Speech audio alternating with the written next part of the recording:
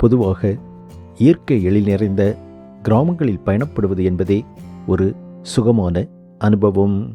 அதுபோல் கிராமத்தில் அமைந்துள்ள இந்த ஆலயத்திற்கு செல்லும் வழியில் காணப்பட்ட நீர்நிலைகளும் இயற்கை சூழலும் மனதிற்கு இதத்தை தந்தது. அந்த இயற்கையின் அழகை ரசித்துக்கொண்டே இந்த கோவிலை நாங்கள் அடைந்த பொழுது திருக்கோவிலின் கருவறை பூட்டப்பட்டிருந்தது. அதன் பிறகு கோவில் அர்ச்சகரை அலைபேசியில் தொடர்பு கொண்டு அவர் வந்த பிறகு கோவில் கருவறையை திறந்து இறை தரிசனம் காணும் பாக்கியம் பெற்றோம்.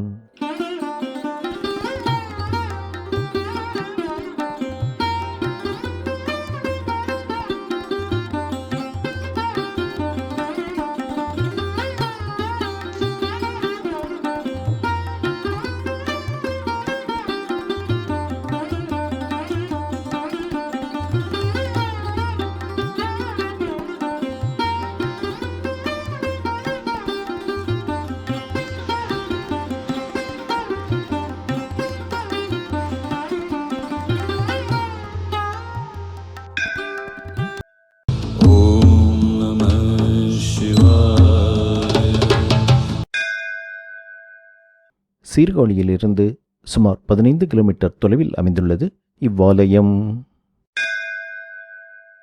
ஆதியில் அடர்ந்த காடாக இருந்த இவ்விடத்தில் சுயம்புலிங்கமாக தோன்றிய மூர்த்தியாததால் இறைவனுக்கு ஆரண்ய சுந்தரேஸ்வரர் என்னும் திருப்பெயர் வழங்கப்படுவதாக அறியப்படுகிறது.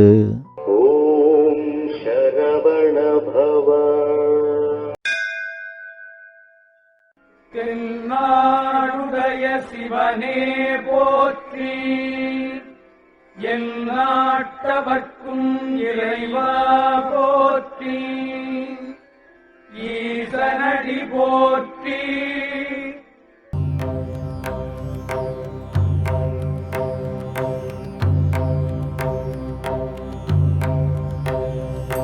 चन्द्रशेखर चन्द्रशेखर चन्द्रशेखर पाहि मां, चन्द्रशेखर चन्द्रशेखर चन्द्रशेखर रक्ष मां.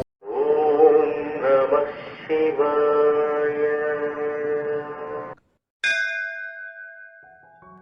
இத்தலத்தின் தலபுராண வரலாற்றின்படி சாபம் ஒன்றின் காரணமாக நண்டு உருவம் எடுத்த கந்தர்வன் ஒருவன் இத்தலத்தில் விநாயகரை வழிபட்டு தன் சாபம் நீங்க பெற்றதாகவும் மீண்டும் கந்தர்வ உருவத்தை அடைந்ததாகவும் அறியப்படுகிறது.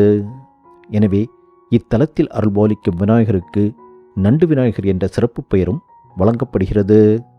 மேலும் விநாயகருக்கு வழக்கமாக இருக்கும் மூஞ்சிறு வாகனத்திற்கு பதிலாக நண்டே இத்தலத்தில் வாகனமாக அமைந்துள்ளது.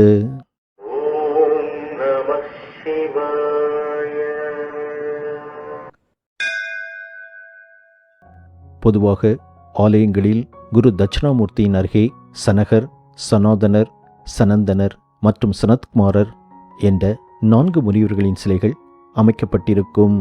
ஆனால் இத்தலத்தில் தட்சிணாமூர்த்தியின் அருகே 6 முனிவர்களின் சிலைகள் காணப்படுகிறது.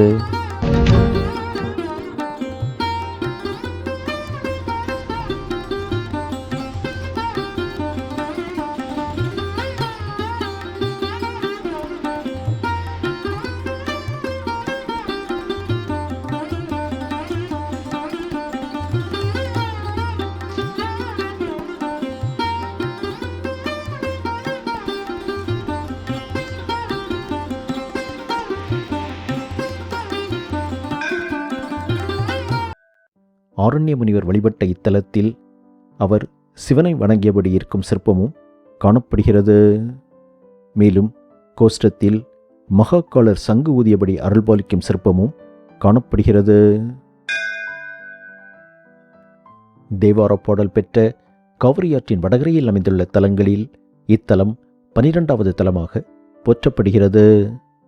1300 ஆண்டுகளுக்கு முன்பு, அதாவது 7ஆம் நூற்றாண்டில் வாழ்ந்ததாக அறியப்படும் திருஞான சம்பந்தர் இத்தலத்திற்கு தலயாத்திரை வந்து இத்தலத்தை பற்றி பாடிய தேவார பாடலில் இவ்விடத்தில் வயல்களும் வாழைத்தோப்புகளும் சூழ்ந்து காணப்பட்டதாகவும் தேன் நிறைந்த மலர்களும் நீர்நிலைகளும் சூழ காணப்பட்டதாக குறிப்பிட்டுள்ளார்.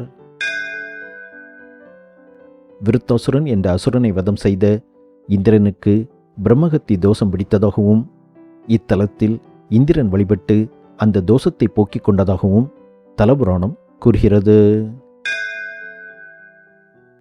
இத்தலத்தில் அருள்பாலிக்கும் ஈசனை நம்பிக்கையுடனும் பக்தியுடனும் சரணடைய ஒருவர் அறிந்தோ அறியாமலோ செய்த பாவங்கள் அவரை விட்டு நீங்கும் என்று இத்தலத்தின் பிரார்த்தனை சிறப்பாக சொல்லப்படுகிறது.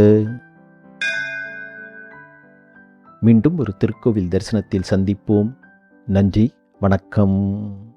ஓம் நம சிவாய.